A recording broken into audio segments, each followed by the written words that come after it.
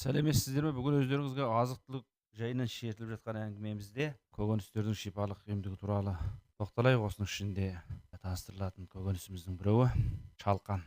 Ханзушада ужин деп атаған. Ал енді чалқанның басқа атаулары да бар. Чамғұр дейтін, ханзушада бұны шамагу, мәнчин деп айтылады. Табиғаты жағынан келіп айтқанда, чалқанның жапырағы ашты дәмді, жағымдырайлы, уытсыз болады. Гүлі ашты дәмді, жағымдырайлы, уытсыз болады. Тұқымы ашты дәмді, бірінші дәрежелі дымқыл ыстықтық, уытсыз келеді. Төркіні грескілдер тұқымдасы, қышы туысы.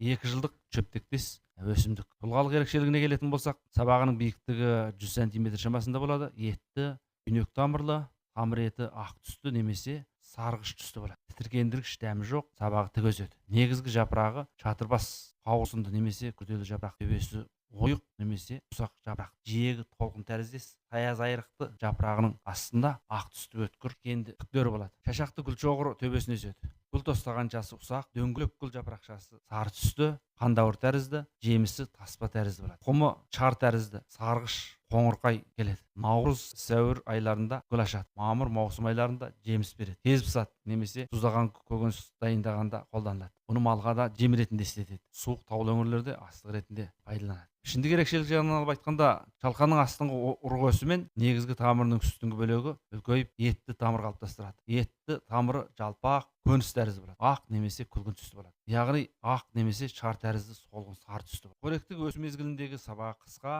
жапырағы толық жиекті немесе үлкен, басының қауырсыны жарылады. Көк жасыл түсті жапырақтарынан аз мөлшерде ақ түсті сұрғылт ұнтақ түседі. Шашақты тұңғиық жапырағынан 12-де 18 жапырақ шығады. Жапырақ сабағы жарты шеңбер тәрізді келеді. Үстіне 5-те 8 жұп кішкене жапырақ. Шашақты гүлшоғыры бүкілдей гүл ашады. Гүл жапырақшасы сары түсті. Жемісі мүйізгек жемісті болады. Құмы домалақ, қоңыр түсті, пішіні домалақ сұпақ, елепіс тәрізді көп түрлі болады. Өсетін орындары: бұл өсімдік тегінде мынау жерорта теңізі жағалауынан және Ауғанстан, Пакистан қатарлы үстірт өңірлерде тараған. Қазір Жұңғоның көптеген жерлерінде, өңірлерінде таралады. Әсіресе оңтүстік Шинжаңда ұйғырлардың пайдаланғанына 2000 жылдан артық тарихы бар. Дәрілік бөлігі: чалқанның құмы, гүлі, чалқанның өзі дәрі болады. Ем болатын аурулары: тамақты қорытып, тәбетті арттырады, желді шығарып, ісікті қайтарады, дене қуатын күшейтіп, көзге қуат беріп, несепті айдайды, өкпені қуаттандырады, жөтелді басады, шауқатты күшейтеді, шауқатты көбейтеді, семірту қатарлы ролдарға ие. Чалқанның жапырағы ішкі мүшелерді қуаттандырып, құлақтың шыңылдауы, көздің қарауытуы, теріні жылтыратады, денені қуаттандырып, қартаюдың алдын алады. Гүлі көз бен құлақты қуаттандырып, құрсаққа су жиналудан сақтайды. Ішкебу кеуденің жайсыздану жақтарын жақсартады. Тұқымы әлсіздік,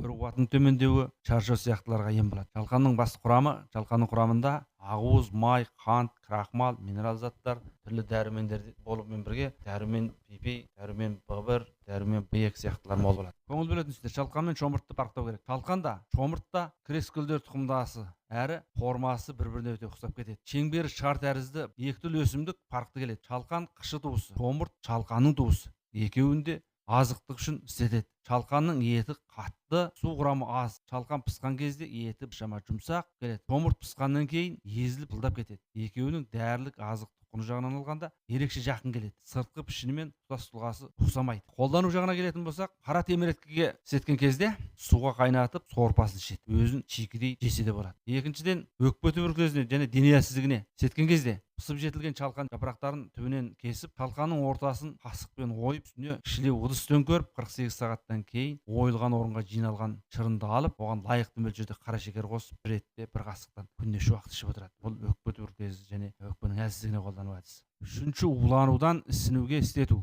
Чалқаннан бір жіліншік азырақ тұз алып, бірге жаншып, ісінген орынға күніне 3 уақыт алмастырып тартады. Сонымен бірге чалқанның жапырағын өртеп, күлін қой майына араластырып жақса да болады. Омырау сыздағанға чалқанның сабағы мен тамырын жуып, тазалап, тұзбен араластырғаннан кейін жаншып, ыстықтай тартады. Қыста тек тамырын ғана істесе болғаны. Қынаптың ісігіне чалқанның тамырын жаншып жағады. Алтыншы, көзді қуаттандыруға чалқанның құмынан лайықты мөлшерде алып, 1 литр суға қайнатып, кептіріп, 3 рет қайтара талқандап, әр ретте бір қасықтан күніне 3 рет суын ішеді. Ботқа қайнатып та ішеді. Бауырды қуаттандыру, көзді нұрландыруға чалқанның тұқымынан 500 грамм, сиыр сілекейден 1 килограмм қосып, араластырып, қайта-қайта булап, қайта-қайта кептіріп, талқандап, әр ретте 6 граммнан 3 аш қарында күрішке жеумен күніне 2 уақыт ішеді. 8-ші, сарғаю, көзі сарғаю, кіші тәрі сайты қызғылттануға шалқанның урығынан талқандап суға езіп бір қасықтан күніне 3 рет ішеді. Жедел сарғаю және шықатуға шалқанды жаншып сығып шырынын ішеді. Ішкеннен кейін түшкіру, мұрыннан сарысу ағу және ішін айдау жайттері болса шалқан урығынан май тартып әр ретте 1 стакан ішсе болады. 10-шысы жүктілік кезіндегі несептің келмеуіне шалқан тұқымын талқандап әр ретте 1 қасықтан күніне 2 рет сумен ішеді. 11-ші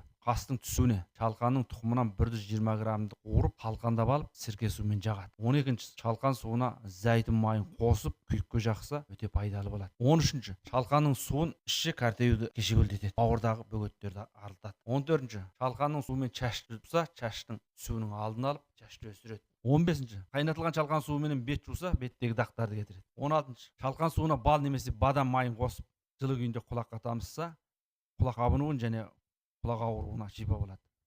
17-ші шалқан жапырағының суымен тісті жуса тісті ағартуға пайдалы болады. 18-ші шалқанды қышы және сірке суына пысырып жесе бауыр және көк бауырдың бөгеттерін ашады. 19-шысы шалқан суымен қабынған орынды және буындарды бір мезгіл жуса қабынуды қайтарып ауырғанды бәсеңдетеді. 20-ші шалқанды қайнатып суын ішсе қышымаға, буын ауырғанға және бауыр ауруларына шипа болады. Шалқанды етпен бірге пысырып жесе денені қуаттандырады. 21-ші шалқан ұрығын қайнатып суын ішсе кіші дәретті айдайды, іш өткенді тоқтатады. 23-ші көмір газінен уланғанда ақ шалқан шырынынан бір қалақ ішкізіп ауа өтіп тұратын жерге жатқызса есін тез жияды. Шамғұр ұйғыр тілінде аталған сөз Шинжаңдағы арылып қалқауын жаппай тұтынады. Бір түрдегі тамаша көкөніс, оның гүлі, тамыры, тұқымы түгелдей дәріге қолданылады деп жоғарыда айттық. Сондай-ақ шалқанды азықтыққа пайдаланған кезде жалпы алғанда қайнатып пісіру, ет сорпасына салу, көжеге салып қайнатып пісіріп жеу, кептіріп талқандап суға салып сусын ретінде ішу, қуырдаққа салып бірге қуырдақ жасап қайнатып жеу қатарлы әдістер қолданумен бірге шалқанның талқанын жасап та қолданады. Мына маймылбас саңырауқұлақпен шалқанды және таудәрі, үсек, асқабақ, кенді тұңғиық қатарлылардың дәнін барлығын бірлікте ұқсас